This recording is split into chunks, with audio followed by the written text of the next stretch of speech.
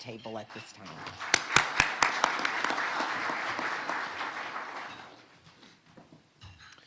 Thanks so much, Tracy. Now, if you've watched WBRC or WVTM over the years, you probably already feel like you know our speaker today. Mike Royer is a veteran broadcaster. He spent 35 years on the airways here in Birmingham, and he specifically asked me not to give him a long introduction today, to keep it short and sweet, so I'm going to honor that request. But I am going to give you a few nuggets about Mike Royer that you might not know, one of which I thought was interesting. We talked a little bit about this earlier.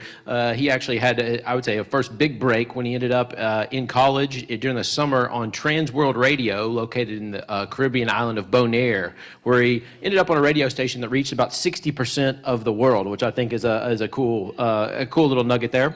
He was born and raised on a farm in west central Indiana. He graduated in 1975 from Tennessee Temple University in Chattanooga, and he served for 8 years in the Indiana and Tennessee Air National Guard. And then when he retired from NBC 13, WVTM, he ended up decided he wasn't quite done yet with work. He wanted to go. He taught at the University of Alabama in the Communications School for about 7 years. He retired in last May, and he's really spent his retirement shaping the future of broadcasting and shaping the future of journalists in the state, and that includes his own son, Jack, who was a broadcaster here in Birmingham. He's now in Miami. So please welcome Mike Royer. Thanks, Ty, thank you very much. I appreciate the introduction. I did ask for it to be short and sweet. The older you get, when people introduce you and read your bio and you hear the years, you start thinking, I think it's time to drop that 1981 award and that 1985 award, because it just reminds you of how many years have gone by. Appreciate you mentioning my service in the Tennessee and Indiana National Guard, Air National Guard. My job was to keep the North Vietnamese out of central Indiana, and you can go back and check, not one got north of Vincennes, so I'm pretty proud of that. My life has been a joy and a blessing, and things that I never expected to happen happened to guide me to the career that I think I was built for. I didn't know my college had a radio station until my speech teacher said, you should come by the radio station, so I did. And the first time I opened a microphone on the air, I got hooked on broadcasting. The college president would come to WDYN FM on Thursdays during my board shift. I was a freshman, had never been allowed to talk on the air. And he would come on Thursdays, do a little devotional, read some scripture, invite everyone to come to Tennessee Temple, why you should send your young people there. And at the end, he would close in prayer, and I would play someone else's voice saying, you've been listening to Dr. Lee Robertson, president of Tennessee Temple University. And one Thursday he came. He was a wonderful man, I think my spiritual hero, and most consistent man I've ever been around. He did his devotional, read some scripture, talked about Tennessee Temple, and then he said, I'm all out of time. I need to get to another meeting. I'm going to ask our board operator, Mike, if he would close in prayer.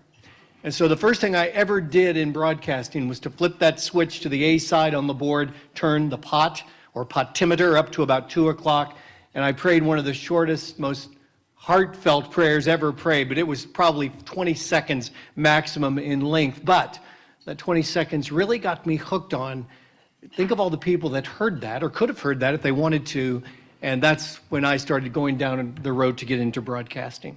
My experience on the island of Bonaire while in college was wonderful and a great experience, and I got to do 3 newscasts each night on a 500,000 watt AM transmitter and 2 shortwave transmitters. For a 19-year-old, that's pretty daunting. What you don't know is that you may know that Bonaire is a Dutch island, and all the Dutch girls come there for the summer. So that was the real draw to me to go to Bonaire as a 19-year-old young man. You should know also, I spoke to this group a little over 30 years ago. When I was at Channel 6, the meteorologist there, I was invited to come talk in the springtime about severe weather in Alabama. And I don't remember anything that I said. I hope it was okay. But I do remember Fred Sinkton. Many of you remember one of the great civic leaders and great men of the Birmingham area. He was seated right over there. And at the end of my talk, I don't even think I said, does anyone have any questions? Fred just stood up, as he was certainly entitled to do. He was Fred Sinkton. And he said, I want to ask you something. Whenever we're promoting the All-American football game here in Birmingham, and you get on TV and say there's a 40% chance of rain, could you change that to there's a 60% chance it won't rain? And then he sat back down. And I said, yes, sir, I can do that in the future. So that was good advice from Fred. I spent 10 years at Channel 6, 25 years at Channel 13. My decade at Channel 6 was like a lake at sunset, calm, same ownership. I worked for Nick Bolton. Some of you knew Nick, who just passed away this summer. My 25 years at 13 was like a hurricane with tides and waves going up and down all the time. Channel 13 was sold 5 times while I was there. I worked for 6 different general managers while I was there. And at the time, I thought, my, this is tough. This is challenging. I don't know if I like this. But it was some of the greatest learning experiences of my career, dealing with different people and different challenges. And if you can survive this, you can probably survive the next thing. So I've just been blessed to have 3 decades on television here, and if you watched me over the years, thank you. I haven't been on TV locally much for 7 years, but people still go, hey, I used to watch you all the time. And there's no better compliment than I could get. So thank you for watching me, if you watched a little bit or all the time. My best friend, Joe Langston, who passed away about 3 years ago, told me once that he was in Piggly Wiggly, and a guy came up to him and said, he couldn't think, and finally he said, didn't you used to be Joe Langston? And so I used to be Mike Royer. I got to work with some unbelievable people. The program director at Channel 13 was Everett Hawley. Some of you knew Everett, a general in the National Guard, very involved with Scouts. He probably guided more young men to become Eagle Scouts than anyone I know. Just a great man, and unbeknownst to me and most people, when he passed, left quite a legacy, quite a financial legacy. In his final request, he named 5 people that he wanted to serve on the Everett Hawley Family Foundation board, and I'm proud to serve on that first board. All we do is give money away. You can look it up, it's public information, but he left a legacy of about $63 million. And so we don't have runs or bake sales, we just give away the money that money earns. And all of us knew Everett, knew him well, and so when someone says, hey, these people have a need, invariably someone will say, oh, Everett would love that. And that's about how complicated our process is of giving away money. You can look at the website, the Hawley Family Foundation. You may have an organization or a group that might have a need down the road. Take a look at that, and we'd be glad to serve you. I got to work with Joe Langston, who I've already mentioned. I loved him kind of like a dad. He was my best friend and my mentor. Gave me some of the best advice I ever got when I was at Channel 13. They wanted to turn me into a news anchor. I'd been the weather guy at 6. I'd done a talk show on 13. And when that went away during one of the sales, they offered me a news anchor job. And so I called Joe and said, Joe, let's have lunch. I want to talk to you. And I told him, I said, they're offering me this new contract and a news anchor job. I want your input. You did this all your career. What do you think? He goes, you're a broadcaster. You'll love it. It's a good place to work. There are good people there. You should do it. And I said, but do you have any advice? He said, just this. He said, the key to being a good news anchor is sincerity. And once you learn to fake that, it's really not hard at all. So I took his advice and had a pretty good career. I could come to your meeting every week and tell you old war stories, and I'll just tell you one. Joe Langston used to do commercials for Buffalo Rock and Pepsi Cola here in Birmingham. It was done live on the air. There was no videotape. Film was very expensive, so every time, 8 or 10 or 12 times a day, when it was time for the Buffalo Rock Pepsi commercial to be aired, Joe would come to the studio, get his jacket on, tighten it down, check his tie, they'd check his hair, everything. Then they'd stand by Joe, Pepsi commercial coming in 5, 4, 3, 2. You never say 1 in a TV studio, you show 1 and cue the talent. And Joe would come on and say something like, hi everybody, I'm Joe Langston. Here once again to tell you about Buffalo Rock and Pepsi Cola. You know, it's bottled right here in the Birmingham area by the Lee family, a great product. Tomorrow is Saturday. When you go shopping, be sure and fill your buggy with a good supply of Buffalo Rock products.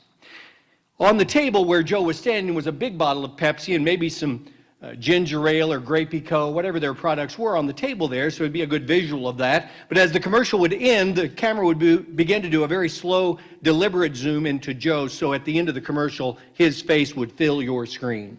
He'd pick up a little cup of Pepsi and he'd take a drink and he'd say, Buffalo Rock and Pepsi Cola. Pick it up wherever you shop. He'd take a drink, set the cup down, and sincerely look into the camera and just go, smooth. And that would be the end of the commercial.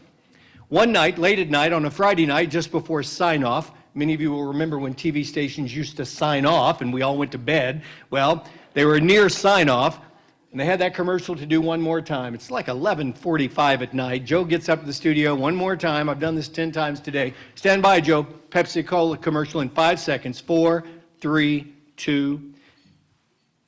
Joe didn't know this. The studio crew late at night decided that that commercial needed spiced up a bit. And so they poured the Pepsi out of the cup, and they put straight Kentucky sour mash whiskey into that cup. Hi, everybody. I'm Joe Langston. Just before we sign off for another broadcast day here at Channel 6, I'd like to invite you to be sure and keep Buffalo Rock and Pepsi Cola products in mind when you go shopping. I know many of you ladies will be out shopping tomorrow on Saturday, so be sure and pick up the products. At our house, we hardly drink water anymore. We mostly just drink Pepsi Cola products. Camera did that nice zoom into Joe. He said, Buffalo Rock and Pepsi Cola. Pick it up wherever you shop. Took a big drink, set the cup down, looked into the camera, and went, smooth. Sadly, you won't see things like that anymore because commercials are taped and they're perfect. But live commercials were exciting, and that one was exciting. Tom York was one of my favorite people. I don't know how many of you knew Tom. I know many of you did.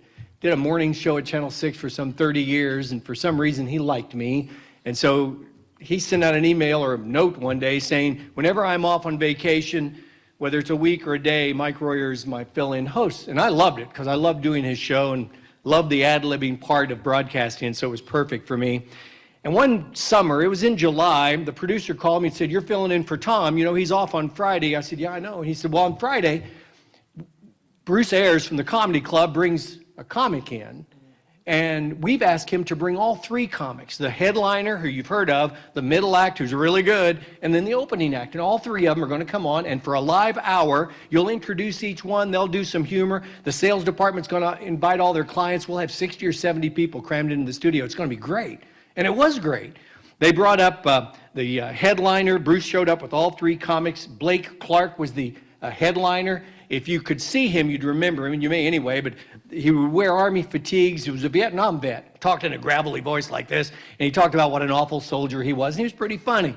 The middle guy was a great guy named Rob Henderson. He was very funny as well. The opening act had never been an opening act before. He'd done one little stand-up bit over in Georgia somewhere, but his job at the Comedy Club that week was to tell you to tip your waiters and waitresses and to announce the upcoming acts at the Comedy Club. And he would do a little bit of humor, but he didn't have much of an act yet.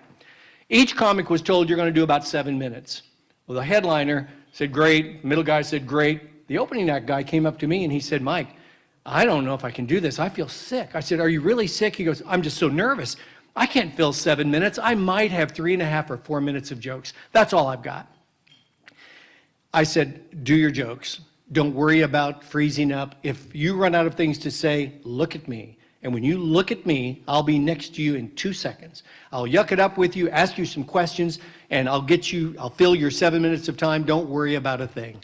He went up, he did about almost 4 minutes of comedy. A couple of the jokes were pretty funny. He got through it, and boy, he glanced at me. I got next to him, and I got him off.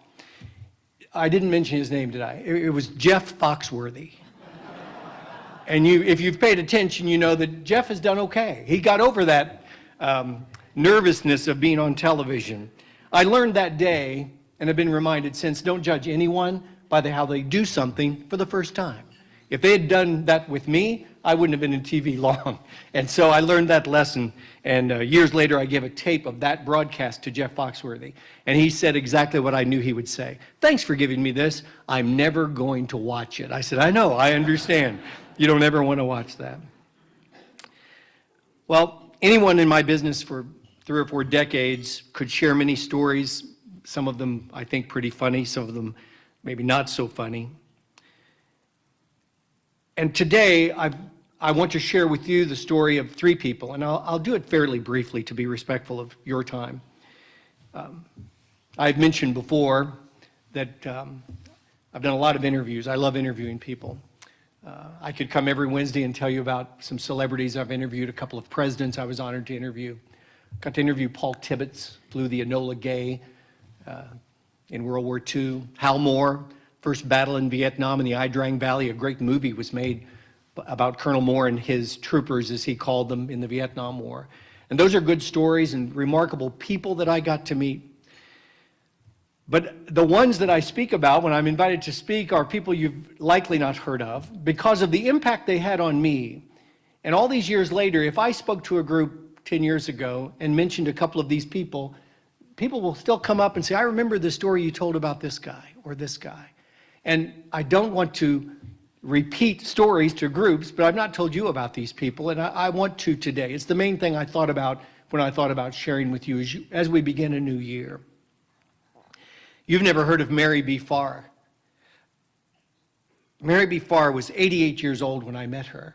She weighed 88 pounds. She lived in Columbiana. And the day I went to see her, she had a big wool coat on, and she had a scarf around her head tied under her chin like ladies used to have on windy, chilly days. And I went down there to take pictures of her when she went on her daily walk. And on her daily walk, she would pick up tin cans. Now, would you want to drive from Birmingham to Columbiana to do a story about a little old lady picking up tin cans? I decided to, and I'm so glad I did. She would pick up 3 or 4 cans every morning. She told me I was there on a weekday, but she said on weekend mornings, Saturday, Sunday mornings, sometimes she'll pick up 8 or 10 cans. Her record when I met her was 14. Coke cans, Pepsi cans, beer cans, she didn't care. She was a Baptist like me, and her theory was that the Presbyterians threw their beer cans out of their car windows at nighttime. A good Baptist knows you hide your beer cans under your car seat and dispose of them in the dark of night at a closed gas station. Everybody knows that. That's a Baptist. So I went to Columbiana, and I took pictures of her walking, and she picked up, I think, 3 cans as I followed her around. But then when she was done, she got back to her home and went up the back steps or stoop of her house, a very modest little one-bedroom home. And she put the cans into a Piggly Wiggly sack, a plastic one, and would tie it up and then dropped it over the fence into the backyard. And when I was there was probably a stack from this table that high of just sacks full of cans. That's a pretty good story, isn't it? It was better, though, when I followed them out of Columbiana. Her son and grandson came in a pickup truck. And the grandson, as I was visiting with Mary and her son, the grandson threw those bags into the back of the pickup truck, and I followed them out of town in a news unit with a camera in one hand and driving with the other. We drove out of Columbiana on a highway and then a side road and then a dirt driveway that went up on a little hill to a little wooden Baptist church. And behind that little church was a big steel cage, a little wider than I can reach, about this tall. It had a squeaky gate on its front. The grandson took the bolt out and squeaked that gate open, and then he tore open those sacks and started throwing the cans into that bin. Mary B. Farr was on a fixed income. She didn't have enough money to pay her bills. Her children paid a lot of her medical bills and some of her food bills, I think. She was on a pension that her late husband got from coal mining. And I learned that about every 2 or 3 months, a big truck from the aluminum recycling company would come. I don't know how it got up behind that church, but it did, and it would lower its forks down, bang into that cage, pick those cans up and throw them in the back of the truck, and off it would go into the night. And then a week or so later, a check would come for the value of that aluminum. It wasn't a lot of money, but it was some money, and it was enough to pay for the youth programs at that little church. What did I learn that day? I learned about real giving. I'm going to guess, it's just a guess, that everybody in the room can write a check to your church this coming Sunday, and you may write it down, you may not. Doesn't even matter. It's just a gift. You want to give it, and you should. But Mary B. Farr couldn't do that. But she taught me that day, and I think shared with our viewers that week, that all of us can find a way to give, find a way to be significant to someone else. She died on my birthday, and I went to her funeral. It was one of the coolest, best funerals ever. My story was just one of many stories that people told about this little 88-year-old woman that taught me a valuable lesson that day. I'm glad I met her. I'm glad I did a story about her. We need more people like Mary B. Farr. A fellow called me one day named Lou Wheeler. Some of you might have known Lou, very involved in Briarwood Presbyterian Church. He called me up one day, I'd never met him, and he said, "Hey, Mike, would you do a story about campus outreach? We're trying to start that here at our church in our area, and it's not caught on very well. Would you do a story about what we do?" And I did. I think it helped some. The organization grew somewhat. But the day I met Lou Wheeler, we became friends like that. He was a couple years older than me, similar sense of humor. I really liked him very much, and he liked me, and we became friends and talked all the time. He asked me to do some other things, and I did, nothing huge, but just helped him as best I could. Attended some meetings with him. We'd have lunch once in a while, and we just became very good friends. And then he called me one day, and he said, "Hey, Mike, I've got some bad news, but it's not that bad." He said, "I found out yesterday that I have cancer. But the good news is, it's the kind of cancer that if caught early, and it has been, and if treated properly, and of course it will be, I should be okay." So I hung up the phone thinking, oh, rats, I hate it, he has to deal with this. But everything went wrong. The original diagnosis was wrong.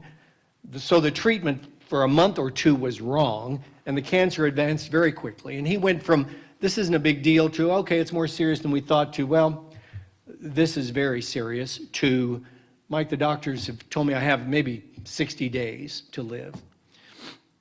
All of you, many of you, have a story just like that about someone you care about. Maybe they survived, maybe you've lost them, but you know how gut-wrenching that is for a family. I would see Lou often during his treatments, and the last time I saw him alive, when we visited and I got ready to leave, I said, "Lou, I'm going to go now. I've got to go to work." He said, "Mike, hang on a second. There's something I want to tell you." And I was in the doorway looking in at him, and he said, "Just stay right there." So I stayed right there. He got up and walked to me, and we ended up together in the doorway, not him in the inside and me outside in the doorway. We were in the doorway like this, so he was this close to me. And he said, "I've been meaning to tell you something that's very important." And as he began to tell me what was very important, he used this finger to stress what he was saying here on my chest. And only one other person's ever done that in my life. My dad would do something like, "You ever talk to your mother like that again?" I've got little dents today. I could open my shirt and show you just a few little dented places right there. But Lou did it in a gentle way. He knew me well. He knew me very well. And he said, "I want you to think about something." He knew he would be dying soon. "I want you to think about moving from success to significance." And then he said, "Do you know what that means?" What would you say if I ask you if you know what that means? You might say what I said. "Well, I think I do, Lou. I think I know what that means." But he was going to tell me what it means anyway. He said, "When you die, there's not going to be a word in your obituary about your boat, or about your lake house, or about the car you drive, or about the size of your 401k, or the jewelry your wife likes and wears. None of that is important. But maybe, just maybe, when you die, there might be something in your obituary about something you did that made someone else's life better.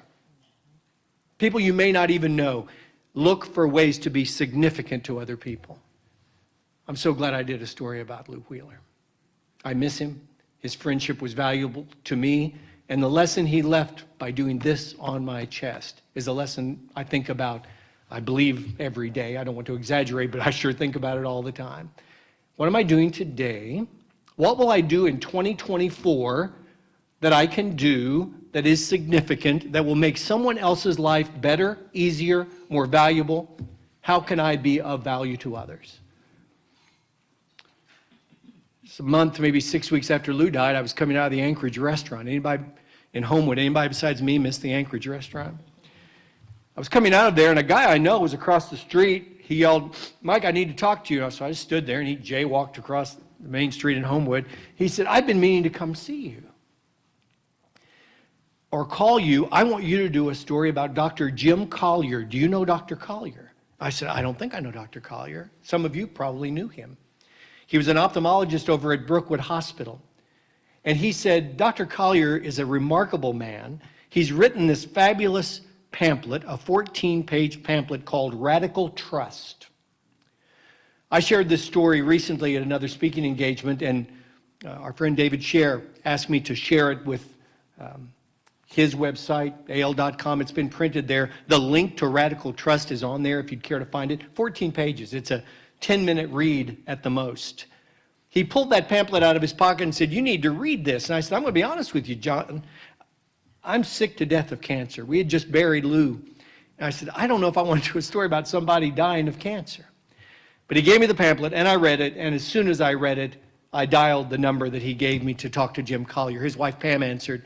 I said, "I'd love to come meet Dr. Collier." She said, "Well, let me put him on the phone." And she did. And he said, "Oh, Mike, I watch you all the time." Again, the nicest thing you can say to a TV person is, "I watch you all the time." Even if you don't, say it to a TV person. It makes them feel good. He said, "I'm home. Come see me tomorrow." So we set a time. I went by myself. I didn't take a photographer. I just took a camera and went to see him. His wife, Pam, met me at the door, and she said, "It's a beautiful day. Would you like to do the interview on the patio?" I said, "That'd be great." So she took me out on the patio. I'd still not met Jim Collier. I set up my camera. They brought Jim Collier out in a wheelchair. I knew he was in a wheelchair. I didn't know he was on oxygen, and I personally hadn't experienced someone using oxygen. Have you? I wasn't aware of the sound it makes when someone says, "Well, Mike, I started my practice over at Brookwood in 1967. That sound of him needing that oxygen and getting it so he could continue to comfortably breathe and comfortably talk.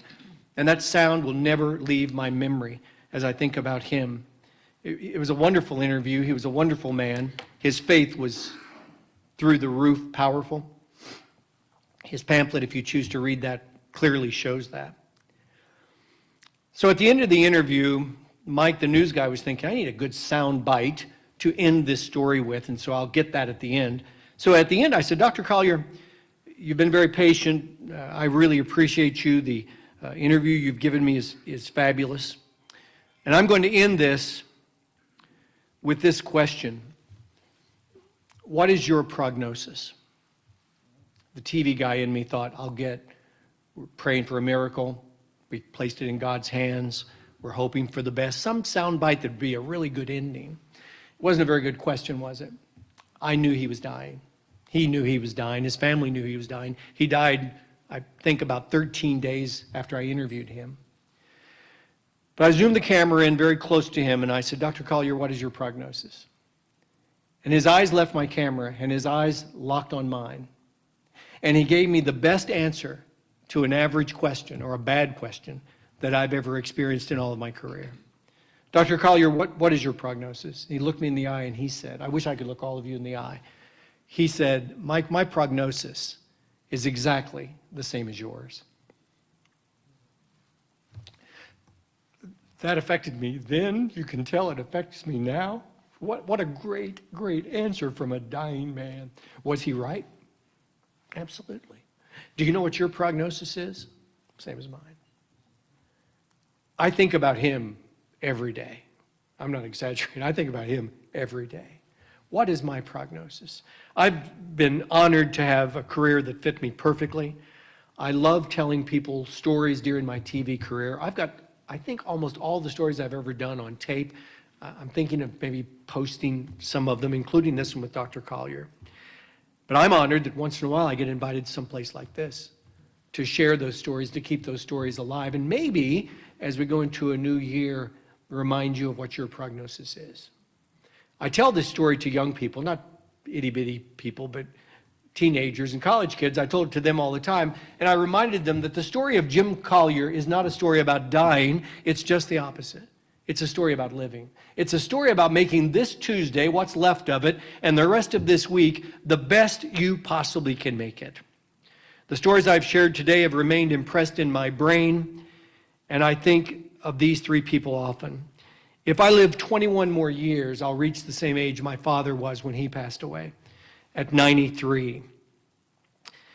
Now, I have no guarantee of that. Whether I live 21 more years or 21 more days or only a few hours, I'm trying to be more generous with my giving, more focused on being significant and to never lose track or lose in my mind that today is the most important day of my life because I know my prognosis.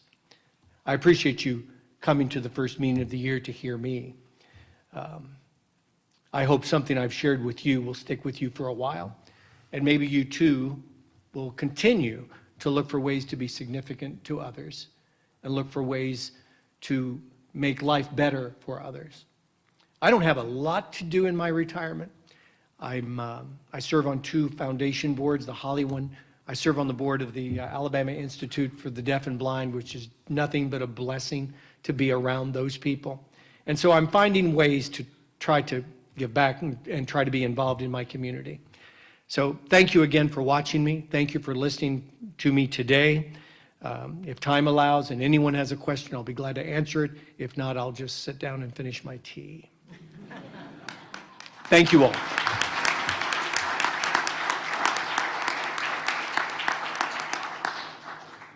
I'll ask you a question. Yes, sir. As I said to you before, it's nice to see you because I did thoroughly enjoy watching you. Thank you. You spent most of your career here in Birmingham. Yeah. 2 stations. You've seen our city over the last 25 years. You see it today. Describe what you see our city as being today. Wow, I sure have, like you, have seen changes. When I came to Birmingham in 1979, I compared it to downtown Indianapolis, where I'm from Indiana, and not 70 miles from Indianapolis. The downtown area was dead. Nothing much going on down here. A couple of restaurants. Michael's was still pretty hot on football weekends, and there were some downtown places that were still thriving, but downtown was not good. Indianapolis needed a new baseball stadium. And so about the time they built a new baseball stadium in downtown Indianapolis, they sunk it into the ground, and it's right down in the midst of the tall buildings. The Barons moved to Hoover, and that was good for Hoover and I guess good for the Barons. I was thrilled when it was announced that they were going to build a new baseball stadium downtown. I'm still thrilled today that the Barons are here. I'm thrilled today of the renovations and the new football stadium. So I've seen it improve and grow, and I think it's going to, what do I know? I think it's going to continue to improve and grow if we all work together and get on the same page, pulling in the same direction, and put some things that maybe aren't that important aside and work together as a community to make sure we're looking out for everybody, make our neighborhoods safer, make downtown, it's pretty safe now. There's not much crime in downtown Birmingham now. There's more than anybody wants. But I wish we were a little faster paced like some other cities to draw us all together into the big tall buildings downtown. I love the suburbs. I've lived in the suburbs before. They're great. But boy, there's something about downtown on a baseball night or a big event night at the stadium or at the arena. So I've seen what you've seen. In my experience, I wish it could have gone at a little better, faster pace to include more folks and more neighborhoods into revitalization and I just want us all to get along. I know that's a worn out expression. I just wish, we seem so divided in the country. And for some very good reasons on some very important issues, I wish we could figure out a way to put some of those aside and focus on what we have in common. Especially, forgive me for being too personal, especially people of faith. We ought to pull together and love each other and work together to make every part of Birmingham and Alabama better today than it was yesterday and better a year from now than it is now. That was more of an answer than you wanted, but thank you for the answer. Anything else? Yes, ma'am. How did you become involved in meteorology? In the Air Force. I made a dumb joke about my Air Guard duty. In the Air National Guard, I was in 2 units, the Indiana Air National Guard, where I studied meteorology at Chanute Air Force Base. So when the weather job came open at my first station in Terre Haute, Indiana, the meteorologist left, and I said, man, I would love to have his job. And they said, well, don't you have meteorology training? I said, well, that's what I do in the Air Guard. And they said, you're a new meteorologist. And so that got me that job and then got me the chief meteorologist job here at Channel 6. So it was in the military. When I transferred to the Tennessee Air National Guard while I was in college, they cross-trained me to become a boomer. How many people in the room know what a boomer is? Anybody? There you go. I knew there was some military guy in this room. A boomer is the guy that lays in the back of an air refueling aircraft. You lay on what's called an ironing board, and you fly a boom that hangs behind the plane. It's got ailerons on the side of it, and you fly that up and down, and fighter jets and some bigger aircraft come up, hook up, and you fuel them while in the air. And I was doing that at 22 and 23 years old, and valuable experience. I would have, had I not got into broadcasting, I might have stayed in the military and done that kind of thing. But that's how I got into meteorology, and that's what else I did in the military. Yes, sir. John. Mike, thanks for being with us, and thanks for these wonderful stories that basically tell us you can interview somebody you've never heard of and get great life lessons and nuggets of wisdom. But you also interviewed a lot of people over the years in different categories, a lot of the prominent people, politicians, celebrities. Who did you interview who you were expecting a whole lot of who disappointed you? And who did you interview who just blew you away and you weren't expecting? Did I ever interview you, John? The answer is no. That's a good attorney withdrawing his question. The second one is easy. Well, I'll tell you the interview that didn't happen that disappointed me the most. I want to be respectful. It's 5 till. We'll be good. In 1975, first job in television in Terre Haute, Indiana, they said, Mike, we want you to go to St. Louis for opening day of baseball. Now, I'm a baseball fan. We had one TV channel growing up. It was CBS. CBS owned the Yankees, and I became a Yankee fan because of that. So I love baseball. St. Louis and Philadelphia, opening day in St. Louis. They gave me a Shell credit card and $10 and sent me to St. Louis to cover opening night.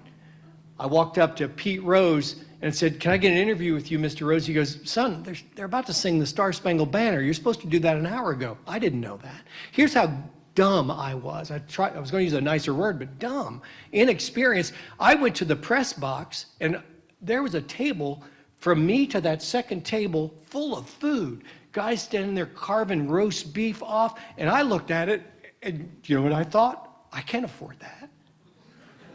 No media person has ever paid for food in a stadium. It's the reason most of them go to the event in the first place. It was totally free. I didn't know that and stayed hungry because I didn't know that the food in the press box was free if you had this credential on. I walked up to, who was the best Philadelphia pitcher ever? Not Jim Bunning, Carlton, thank you. I walked up to Steve Carlton. I didn't know him. I didn't know anything about him. And I said, Mr. Carlton, can I get an interview with you? And he said, I don't do interviews, and you ought to know that. And I was like, why would I know that? I didn't know and I found out later he didn't do interviews.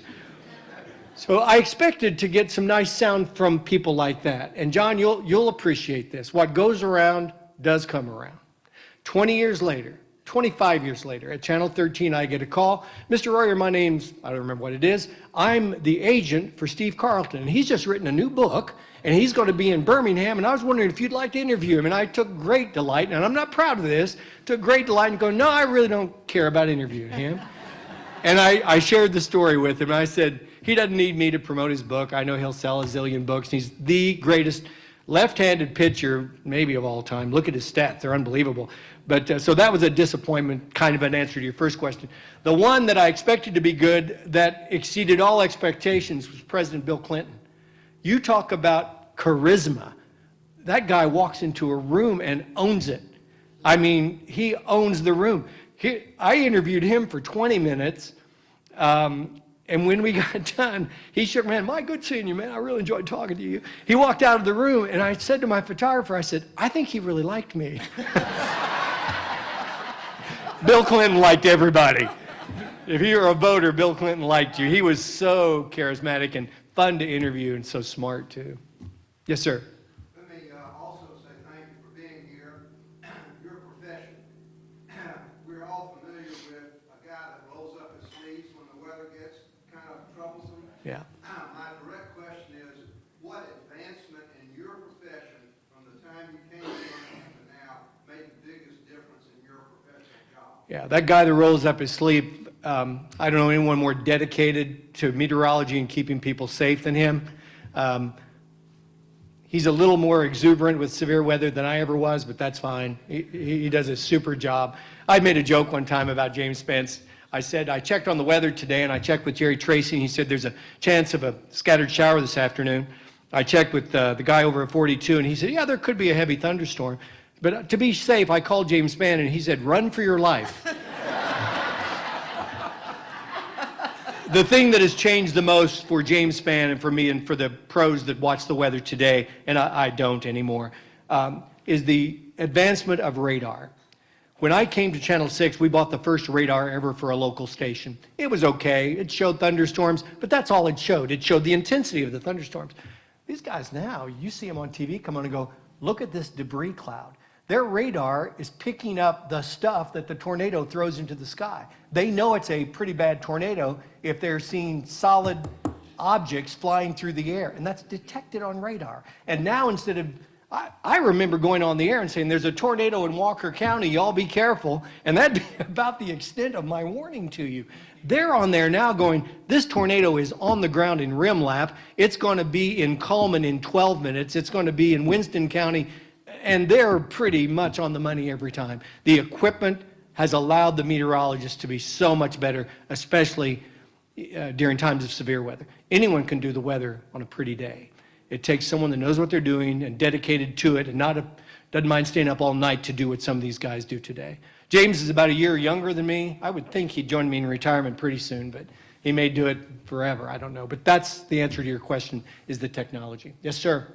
You've been in Birmingham quite a long time. Were you ever tempted to move to a different or larger market? That's interesting. Thanks for asking. You ought to get offered a job once in a while, wherever you are. And like a lot of young broadcasters, I thought, boy, someday I'm going to make it to the network. And so to do that, you start in Terre Haute, you come to Birmingham.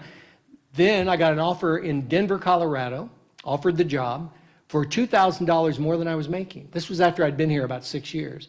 I turned it down, didn't feel good about it, and it was a good decision. That station had a lot of problems. Then I went to a job interview in Tampa, Florida, Channel 8 television, WFLA. My son worked there 2 years and just left there to go to Miami, Florida. They offered me the same exact salary I was making. The lesson, I'm not that smart of a guy, but you become more valuable where you are. I was much more valuable after being at Channel 6 for 6 years. I was much more valuable to Nick Bolton at Channel 6 than I was to FLA in Tampa or KMGH in Denver, where they don't know me from Adam. So, and I met my wife here, fell in love with the area, and I never got a network offer. I never got a New York offer. My talent, I honestly believe this. I think my talent took me about as far as I was going to go in this industry. Now, my son Jack is different. He is real talented. He's mine, so I'm bragging on him and I'm proud of him. He told me when he was 10 that someday he was going to anchor NBC Nightly News.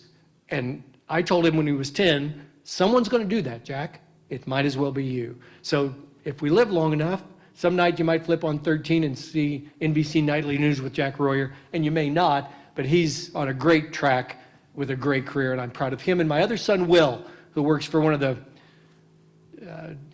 contractors at the Marshall Space Flight Center up in Huntsville. I tell everyone, Will's the smart one in our family. Jack and I can read a teleprompter. Will's got it up here. Folks, thank you so much for your time and for being here today. I appreciate it. Thank you.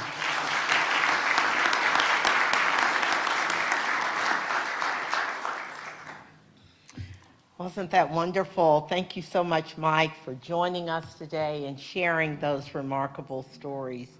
And in appreciation of your time with us today, we are making a donation to the Will Bright Foundation in your honor.